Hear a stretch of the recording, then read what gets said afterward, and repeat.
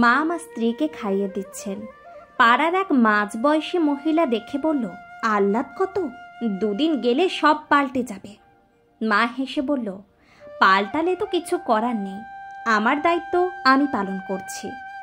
উনি মুখ বেঁকিয়ে বললেন, ওসব জানা আছে, আজকাল ভালো বউ আর নেই, এক একজন বিষে ভরা।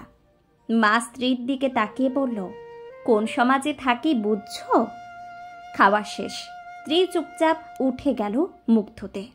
মা সেই মহিলাকে বলল, আমি ভালোবেসে শেখাচ্ছি, তাহলে বুড়ো বয়সে বউ আমাকেও ভালোবাসবে। মেয়েরা ভালোবাসার প্রতিদান দিতে জানে। উনি চোখ মুখ কুঁচকে বললেন, দিদি, তোমার কি মনে হয় বুড়ো হলে এই মেয়ে তোমার সেবা যত্ন করবে? জীবনে না, লিখে নাও কথাটা।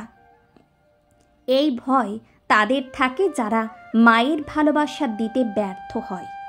আমার ভয় হয় না, আমি মায়ের মতো করে ওকে যত্ন করি। আমার বিশ্বাস শেষ বয়সেও মেয়ের দায়িত্ব পালন করবে।